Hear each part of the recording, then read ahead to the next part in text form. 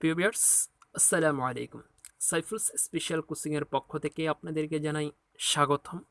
আশা করি আল্লাহর রহমতে ভালো আছেন। আজকে আমরা আলোচনা করব ন্যারেশন এর পার্ট 2, সেন্টেন্স ন্যারেশন নিয়ে।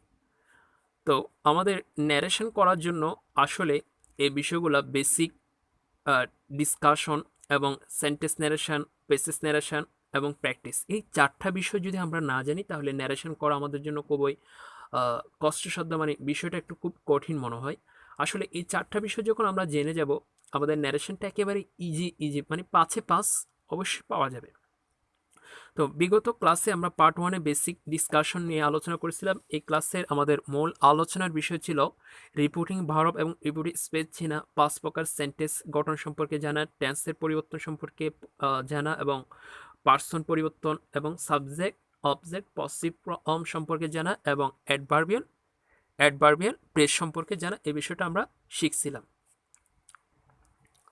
আজকে আমরা শিখব পার্ট 2, সেন্টেন্স ন্যারেশন। তো সেন্টেন্স ন্যারেশন বিষয়টা কি আসলে যা পেসেস ন্যারেশন পারার পূর্বশর্ত। পেসেস ন্যারেশন পারার জন্য সেন্টেন্স ন্যারেশনটা খুবই গুরুত্বপূর্ণ। এই বিষয়টা যদি আমরা যদি না পারি বা না বুঝি তাহলে আমরা পেসেস ন্যারেশন পারবো না। তাহলে পেসেস ন্যারেশন পারার পূর্বশর্ত হচ্ছে সেন্টেন্স ন্যারেশন জানা। তো রুল নাম্বার 1, রিপোর্টিং ভার্বের অবজেক্ট না থাকলে ইনডাইরেক্ট স্পিচে সময় সেট অপরিবর্তিত থাকবে। মানে ইন রিপোর্টিং ভার্ব, মানে রিপোর্টিং ভার্ব হচ্ছে আমাদের হৃদয় সেট। তাহলে হৃদয় সেটের মধ্যে আমার অবজেক্ট না থাকলে, মানে সেট টুর পরে তো আমার কোনো সেটের পরে তো কোনো ভার্ব নেই, অবজেক্ট নেই। তো না থাকলে এই রিপোর্টিং ভার্বের অবজেক্ট না থাকলে ইনডাইরেক্ট স্পিচ করার সময় সেট উপরিত থাকবে, মানে সেটের কোনো পরিবর্তনই হবে না। এবং ইনভার্টেড কমা উঠে দ্যাট হবে, যে এখানে ইনভার্টেড কমা আছে সেটা উঠে দ্যাট হবে। এবং টেন্সের পরিবর্তন হবে। টেন্সের পরিবর্তন মানে আমরা জানি হি থাকলে ওয়াস, আই এম থাকলে ওয়াস হবে, যেহেতু প্রেজেন্ট টেন্স থাকলে পাস্ট টেন্স হবে। এবং সাবজেক্টের পরিবর্তন হবে। সাবজেক্ট হচ্ছে কি ফার্স্ট পারসন, তাহলে ফার্স্ট পারসন কাকে অনুসরণ করে?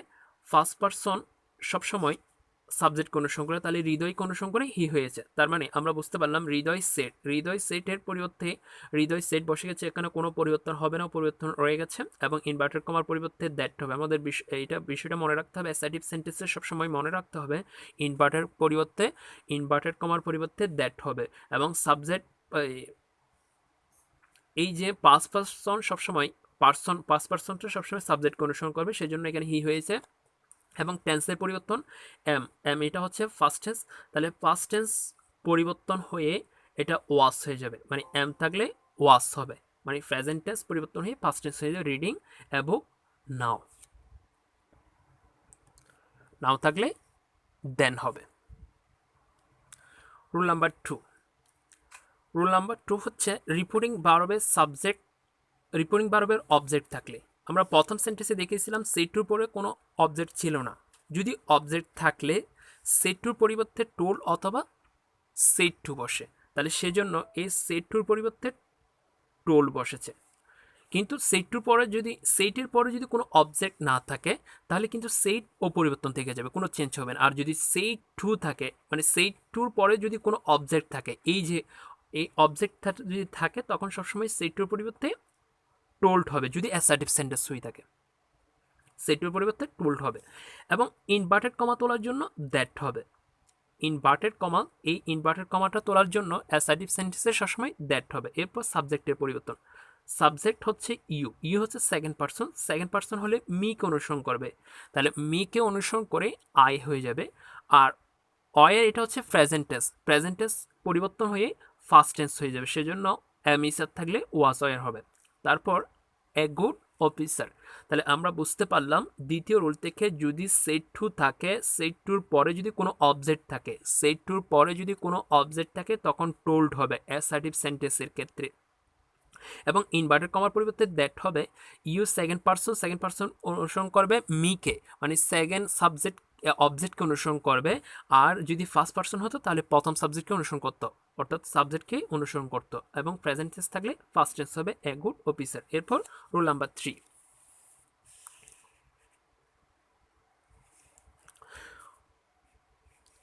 রুল নাম্বার 3 মধ্যে আমরা দেখতে পাচ্ছি Ali says, comma inverted comma I did not play স্টারে।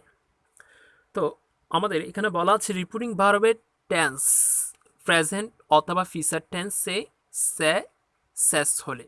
তো আমরা এখানে দেখতে পাচ্ছি যে রিপোর্টিং ভার্ব, এই অংশটা হচ্ছে রিপোর্টিং ভার্ব। তাহলে রিপোর্টিং ভার্বের এই অংশের যদি প্রেজেন্ট টেন্স অথবা ফিউচার টেন্সের সে শেষ উলসে হলে, মানে প্রেজেন্ট টেন্সের সে শেষ এবং ফিউচার টেন্সের উলসে হলে, তখন আমাদের রিপোর্টিং স্পেসের ভার্বের টেন্স এর কোনো পরিবর্তন হবে না। আমাদের পরিবর্তন কিসের পরিবর্তন হবে না বলছে, যদি রিপোর্টিং ভার্বের প্রেজেন্ট টেন্স অথবা ফিউচার টেন্স, মানে এই রিপোর্টিং ভার্ব এখানে সে অথবা শেষ অথবা উইলসে থাকলে এখানে কোনো টেন্সের পরিবর্তন হবে না, অর্থাৎ রিপোর্ট স্পেসের কোনো টেন্সের পরিবর্তন হবে না, শুধু সাবজেক্ট এবং ইনভার্টেড কমার পরিবর্তন হবে। তার মানে আলী শেষ সেম, এটার কোনো পরিবর্তন হলো না, ইনভার্টেড কমার পরিবর্তে ড্যাট হয়েছে, এবং আই এর পরিবর্তে আই হচ্ছে ফার্স্ট পার্সন, সেজন্য সে সাবজেক্টকে অনুসরণ করেছে, অর্থাৎ আই পরিবর্তন হয়ে আলী হি হয়ে গেছে। কিন্তু এখান থেকে এতটুকু পরিমাণ কোনো টেন্সের পরিবর্তন হয়নি, যেরকম আছে সেরকম হয়ে গেছে হি ডিড নট প্লে। কিন্তু ইয়েস্টারডে থাকলে তখন হবে দ্য প্রিভিয়াস ডে। কিন্তু এখানে বলছে কি, যদি রিপোর্টিং ভার্ব যদি প্রেজেন্ট টেন্স অথবা ফিউচার টেন্স হয়, অর্থাৎ সে শেষ অথবা উইল সে হলে, তাহলে টেন্সের কোনো পরিবর্তন হবে না, শুধু পরিবর্তন হবে সাবজেক্ট, পার্সন এবং ইনভার্টেড কমা এবং অ্যাডভার্বিয়াল ফ্রেজের পরিবর্তন হবে। আশা করি বিষয়টা বুঝতে পারছো। যদি এখানে হি উইল সে, এটা হচ্ছে ফিউচার টেন্স, তাহলে যদি ফিউচার টেন্স হয়ে থাকে রিপোর্টিং ভার্বটা, এই রিপোর্টিং ভার্বটা he will say to her, এই রিপোর্টিং ভার্বটা যদি ফিউচার টেন্স হয়ে থাকে, এখানে কোনো টেন্সের পরিবর্তন হবে না, শুধু পরিবর্তন হবে কিসের, ইনভার্টেড কমা। তাহলে হি উইল সে টু হার, এখানে কোনো পরিবর্তন হয় না, ইনভার্টেড কমার পরিবর্তে দ্যাট হয়েছে, আই হচ্ছে ফার্স্ট পার্সন, সেজন্য হিকে অনুসরণ করেছে, হিকে অনুসরণ করে হি হয়েছে। কিন্তু দেখো তো এখানে কোনো টেন্সের পরিবর্তন হয় না, হি উইল এখানে সেম ফিউচার টেন্সে রয়ে গেছে, কিন্তু এখানে কোনো পরিবর্তন হয় নাই।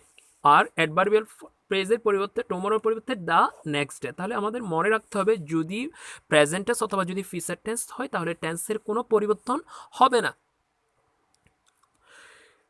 রোল নাম্বার 4, রিপোর্টিং স্পেসে চিরন্তর সত্য হলে টেন্সের পরিবর্তন হবে না। রিপোর্টিং স্পেস মানে আমার এই অংশটা, the earth moves round the sun, তাহলে এই অংশটা হচ্ছে আমার চিরন্তন সত্য কথা। তাহলে চিরন্তন সত্য হলে সেখানে টেন্সের কোনো পরিবর্তন হবে না। তাহলে রিপোর্টিং স্পেসে চিরন্তন সত্য হলে টেন্সের পরিবর্তন হবে না, শুধু ইনভার্টেড কমা উঠে দ্যাট বসে, আর কোনো পরিবর্তন হবে না। তাহলে আমরা দেখতে পাচ্ছি the teacher said to the student, তাহলে এই সিট টু যেরকম আছে সেরকম হয়ে গেছে, teacher said to the student, inverted কমার পরিবর্তন হয়েছে দ্যাট, এবং the earth moves round the sun, এখানে সেন্টেন্স যেরকম আছে সেরকম হয়ে গেছে, যেহেতু এটা চিরন্তর সত্য কথা, তাই বাক্যের মধ্যে কোনো চেঞ্জ বা পরিবর্তন হয় নাই। এখানে যে বলা হচ্ছে যে the earth moves round the সান, শিক্ষক ছাত্রদের উদ্দেশ্যে বলল পৃথিবী সূর্যের চারদিকে ঘুরে। তাহলে যেহেতু চিরন্তর সত্য কথা, তাহলে সেজন্য এখানে টেন্সের কোনো পরিবর্তন হয়নি, শুধু জাস্ট ইনভার্টেড কমা তুলে দিয়ে এখানে দ্যাট হয়েছে। এরপর আমরা দেখব রোল নাম্বার 5। এখানে বলা হচ্ছে যে মাস্টের পরিবর্তে হ্যাড টু হবে। চিরন্তর সত্য হলে মাস্টের কোনো পরিবর্তন হবে না, এটা চিরন্তর সত্যর ক্ষেত্রে, কিন্তু এমনি সাধারণত মাস্টের পরিবর্তে হ্যাড টু বসে। এখানে যে বলা হচ্ছে teacher said to the student, শিক্ষক ছাত্রদেরকে উদ্দেশ্যে বলল you must attend the class in time, তোমরা নির্দিষ্ট সময় অবশ্যই ক্লাসে উপস্থিত থাকবে। তাহলে the teacher told the student শিক্ষক ছাত্রদের উদ্দেশ্যে বলল, তাহলে এখানে ইনভার্টেড কমার পরিবর্তে দ্যাট হবে। আর ইউ ইউ হচ্ছে সেকেন্ড পারসন, তাহলে অনুসরণ করবে অবজেক্টকে, দ্য স্টুডেন্টকে, তাহলে দ্য স্টুডেন্টকে অনুসরণ করে দ্য হয়ে গেছে। এরপর মাস্টের পরিবর্তে হ্যাড টু হবে। এরপর অ্যাটেন্ড ইন দ্য টাইম। এরপর দ্বিতীয় রুল,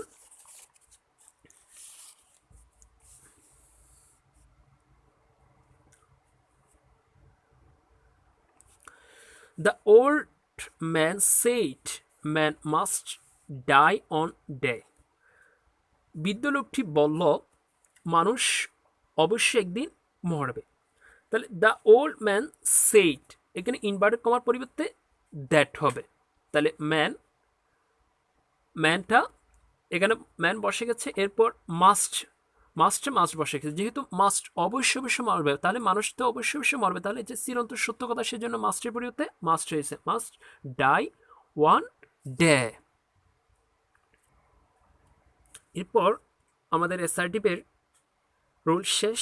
অ্যাসার্টিভ সেন্টেন্সে ন্যারেশন করার জন্য শুধু রুল হচ্ছে 5টা। এখন করবো আমরা ন্যারেশন অফ ইন্টারোগেটিভ করার সময় আমাদের মনে রাখতে হবে রিপোর্টিং ভার্ব উঠে আস্কড এবং বসবে। তো এক্ষেত্রে এবং ইনভার্টেড কমা উঠে ইফ বা ওয়েদার বসবে। আর যদি ডাব্লিউএস কোয়েশ্চন থাকে তাহলে পরিবর্তন থাকবে। তো আমরা উদাহরণ মাধ্যমে এখন দেখব, শি সেড টু মি। তাহলে এখানে সেড টুর পরিবর্তে আস্কড হয়েছে, যেহেতু এটা ইন্টারগেটিভ সেন্টেন্স চেনার পর শেষে প্রশ্নবোধক হবে। তো ইন্টারগেটিভ সেন্টেন্সের ক্ষেত্রে সেড টুর পরিবর্তে আস্কড হবে এবং ইনভার্টেড কমার পরিবর্তে ইফ হবে। আর ইনভার্টেড কমার পরিবর্তে যদি ডাব্লিউএস কোয়েশ্চন থাকে, তাহলে সেক্ষেত্রে কোনো ডাব্লিউএস কোয়েশ্চন চেঞ্জ হবে না। আমাদের মনে রাখতে হবে ডাব্লিউএস কোয়েশ্চন থাকলে ইনভার্টেড কমার পরিবর্তে ডাব্লিউএস কোয়েশ্চন বসে যাবে, কোনো চেঞ্জ হবে না। ডাব্লিউএস কোয়েশ্চন হচ্ছে what, which, why, when, home, এগুলো হচ্ছে ডাব্লিউএস কোয়েশ্চন, কোনো চেঞ্জ হবে না। তাহলে আমরা প্রথমে ফার্স্ট কাজ হচ্ছে সেড টুর পরিবর্তে আস্কড করব। ইনভার্টেড কমার পরিবর্তে যদি অক্সিলারি ভার্ব দিয়ে শুরু হয়, তখন আমরা অক্সিলারি ভার্বকে পরিবর্তন করে ইফ বা ওয়েদার দেব। এবং ডাব্লিউএস কোয়েশ্চন দিয়ে যদি ইন্টারগ্রেটিভ সেন্টেন্স শুরু হয়, তখন সেক্ষেত্রে আমরা ডাব্লিউএস কোয়েশ্চনকে কোনো চেঞ্জ করবো না, ডাব্লিউএস কোয়েশ্চন বসে যাবে। এরপর ইউ এটা হচ্ছে সেকেন্ড পারসন, তাহলে সেকেন্ড পারসন অনুসরণ করবে অবজেক্টকে, তাহলে মি, এটা সাবজেক্টিভ ফর্মে আই হয়ে যাবে। আর এটা হচ্ছে আমাদের প্রেজেন্ট টেন্স, সেটা পরিবর্তন হয়ে ফার্স্ট টেন্স হয়ে যাবে, টেকের পরিবর্তে টুক হয়ে যাবে, আর বাকি অংশ বসে যাবে। এই ক্ষেত্রে আরেকটা বিষয় আমাদের লক্ষ্য করতে হবে, এটা ছিল ইন্টারগেটিভ সেন্টেন্স, পরিবর্তন হয়ে কি হয়ে গেছে, অ্যাসার্টিভ সেন্টেন্সে। তাহলে মানে আমাদের মনে রাখতে হবে যে প্রতিটা ডাইরেক্ট ন্যারেশনে যদি ইনডাইরেক্ট থাকুক, ইম্পারেটিভ থাকুক, অফটারেটিভ থাকুক, এক্সক্লেমেটরি থাকুক, সেটা আমরা ইনডাইরেক্ট করার সময় ডাইরেক্ট থেকে সেটা অ্যাসার্টিভ সেন্টেন্সে পরিণত হয়ে যাবে। তো এক্ষেত্রে দ্বিতীয় সেন্টেন্সে ইউ এটা সেকেন্ড পারসন, সেটা পরিবর্তন হবে কাকে নিয়ে, অবজেক্টকে অনুসরণ করবে, তাহলে এটা ইউটা পরিবর্তন হয়ে আই হয়ে যাবে। এবং গো এটা প্রেজেন্ট ফর্মে আছে, ডিড স্টার্টে, এটা যেহেতু প্রেজেন্ট টেন্স আছে, সেটা পরিবর্তন হয়ে ফার্স্ট টেন্স আছে, তাহলে ফার্স্ট টেন্স পরিবর্তন হয়ে সেটা ফার্স্ট পারফেক্ট টেন্স হয়ে যাবে, সেজন্য এখানে হ্যাড হয়ে গেছে।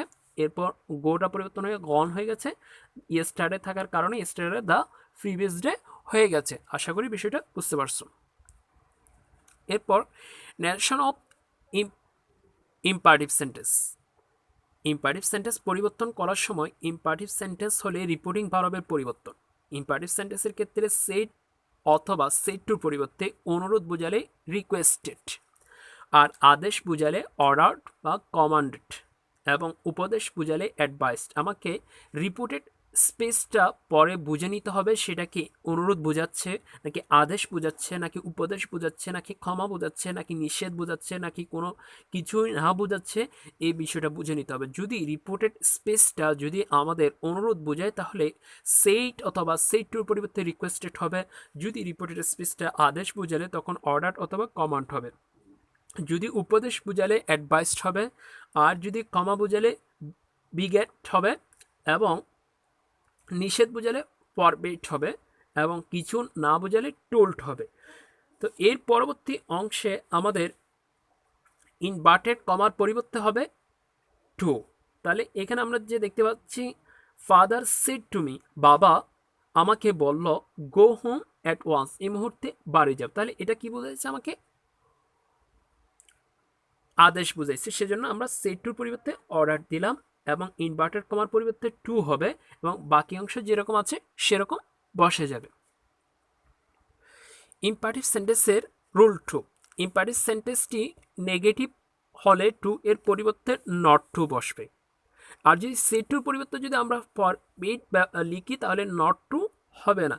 যেমন দেখো, ফাদার সেড টু মি, বাবা আমাকে বলল do not run in the সান, রোদের মধ্যে দৌড়াদৌড়ি করো না। তাহলে এটা নিষেধ বোঝানো হচ্ছে, do not run in the San.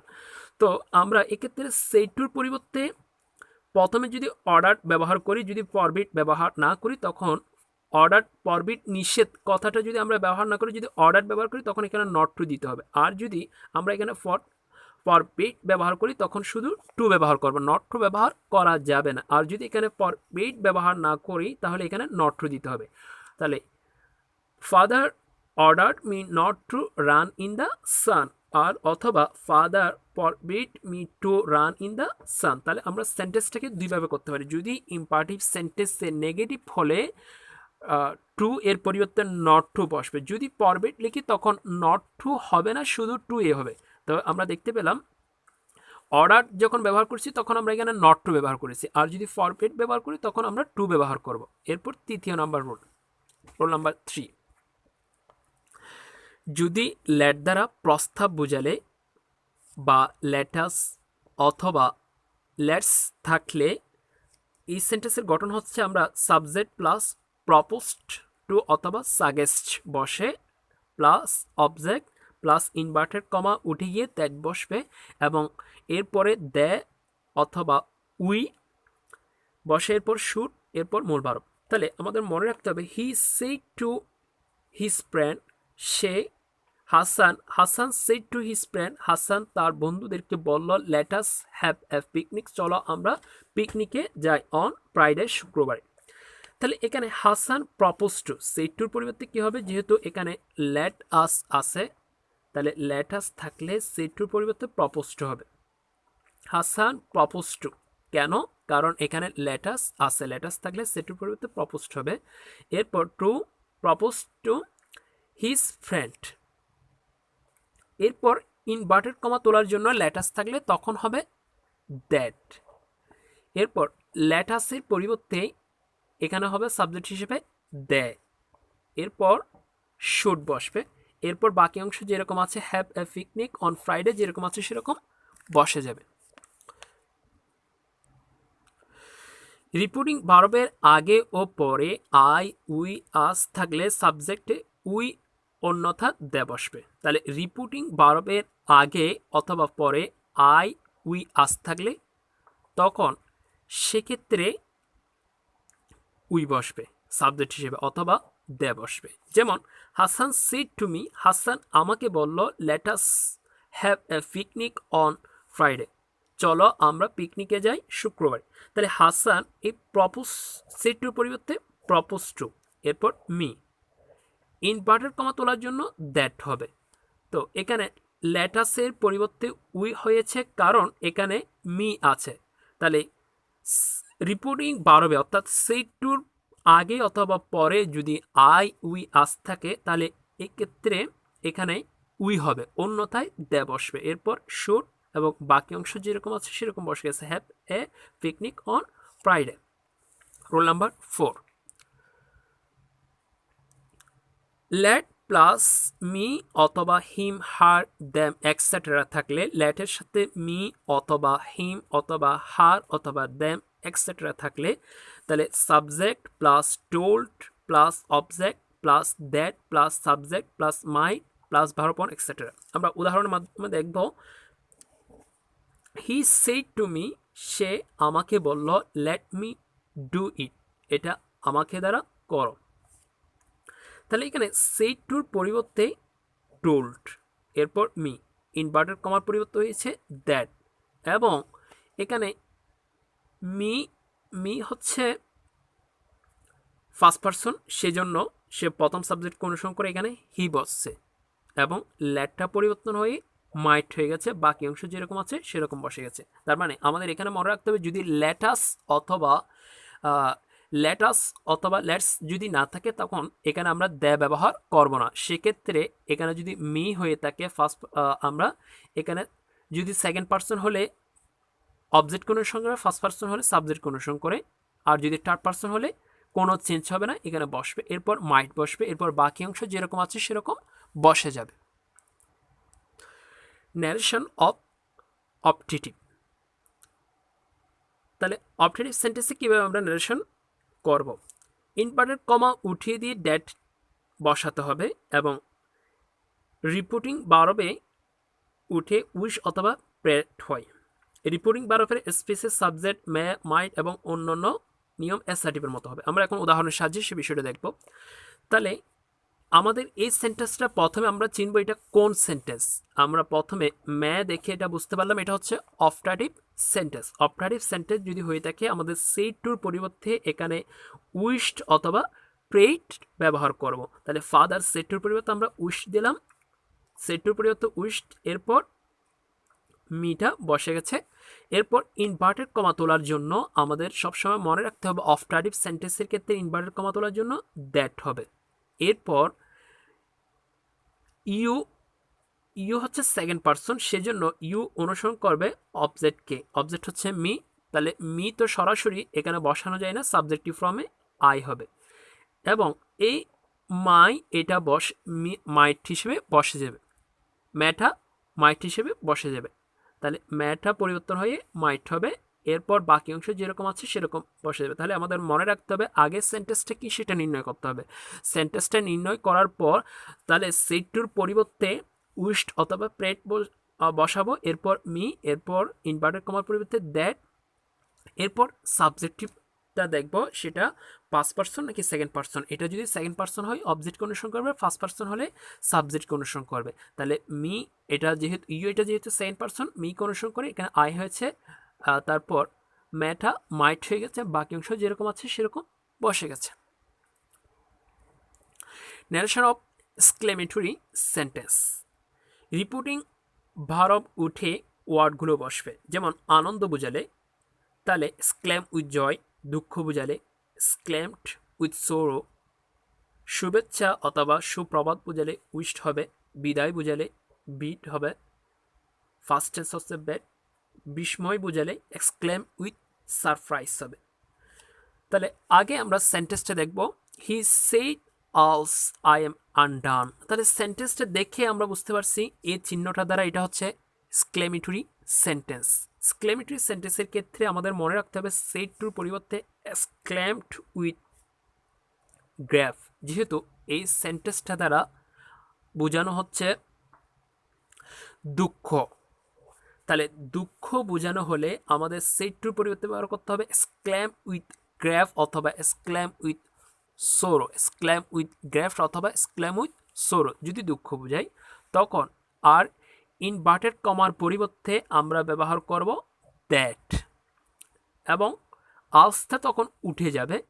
I যেহেতু আলসের পরিবর্তে এখানে এক্সক্লেম উইথ গ্রেফ বসে গেছে, এবং আই এটা হচ্ছে ফার্স্ট পার্সন অনুসরণ করবে সাবজেক্টকে, সেজন্য হি হবে। এরপর এম এটা প্রেজেন্ট টেন্সটা পরিবর্তন হয়ে ফার্স্ট টেন্স হয়ে যাবে, এরপর আনডান। এক্সক্লেমেটরি সেন্টেন্সের রুল ট্রু। রিপোর্টেড স্পেস যদি হাউ অথবা হোয়াট দিয়ে শুরু হয়, ওই বাক্যটি একটি অ্যাডজেক্টিভ অথবা নাউন থাকে, তাহলে ইনডাইরেক্ট স্পিচে ওই অ্যাডজেক্টিভের আগে বেরি বসবে, নাউনের পূর্বে গ্রেট ব্যবহৃত হবে। এখন আমরা উদাহরণের সাহায্যে দেখব। তাহলে হি সেইড, তাহলে said how fine the book is, বইটা কি সুন্দর। তাহলে এখানে সেইটের পরিবর্তে যেহেতু সারপ্রাইজ বোঝানো হচ্ছে, আনন্দ বোঝানো হচ্ছে, তাহলে সেজন্য এক্সক্লেম উইথ সারপ্রাইজ হবে। তাহলে সাবজেক্ট সেইটের পরিবর্তে এক্সক্লেম উইথ সারপ্রাইজ, এবং ইনভার্টেড কমার পরিবর্তে হবে দেয়। আর এরপরে আমাদেরকে সাবজেক্ট আনতে হবে, যেহেতু আমি বলেছিলাম যে ডাইরেক্ট ন্যারেশনের সেন্টেন্সটা যদি ইন্টারোগেটিভ, অপটাটিভ, এক্সক্লেমেটরি, অপটাটিভ যাই হোক না কেন, সেটা চেঞ্জ হয়ে ইনডাইরেক্ট করার সময় সেটা সবসময় অ্যাসার্টিভ সেন্টেন্স হয়ে যাবে। সেজন্য আমাদের এখানে হাউ ফাইনটা পরে আসবে, আমাদের আগে আনতে হবে সাবজেক্ট। সাবজেক্ট হচ্ছে দ্য বুক। এরপর ইস, এটা প্রেজেন্ট টেন্স, এটা পরিবর্তন হয়ে ফার্স্ট টেন্স হয়ে যাবে ওয়াস। এরপর আমি এখানে বলেছিলাম যদি অ্যাডজেক্টিভ হয়ে থাকে তাহলে অ্যাডজেক্টিভের পরিবর্তে এখানে বসবে ভেরি আর ফাইন। যেহেতু ফাইন এটা হচ্ছে অ্যাডজেক্টিভ, আর হাউ এর পরিবর্তে তখন ফাইনের আগে ভেরি বসবে। এরপর দ্বিতীয় সেন্টেন্সটা হি সেইড, এরপর হচ্ছে inverted comma what a fool he is. He said তিনি বলল তিনি কি বোকা। তাহলে এখানে বিস্ময়কর বলা হয়েছে, সেজন্য সেইটের পরিবর্তে আমরা দেব কি হি এক্সক্লেম উইথ আনডান। এরপর ইনভার্টেড কমার পরিবর্তে হবে দ্যাট। এরপর হি সাবজেক্ট বসবে, ইজ এটা পরিবর্তন হয়ে ওয়াস হয়ে যেহেতু প্রেজেন্ট টেন্সের পরিবর্তে ফার্স্ট টেন্স হয়ে যাবে। এরপর অ্যা ফোল, ফোল এটা একটা নাউনকে সম্বোধনকে বোঝানো হচ্ছে, সেজন্য ফোল এর আগে এক গ্রেড বসবে। তাহলে আমাদের মনে রাখতে হবে অ্যাডজেক্টিভ যদি হয় তখন সেক্ষেত্রে অ্যাডজেক্টিভের আগে আমাদেরকে বেরি বসাতে হবে এবং নাউনের পূর্বে আমাদেরকে গ্রেড বসাতে হবে। আশা করি বিষয়টা বুঝতে পারছো। ওকে ডান। আগামী পর্ব দেখার জন্য আমন্ত্রণ জানিয়ে আজকের ক্লাস এখানে শেষ করলাম। আসসালামু আলাইকুম।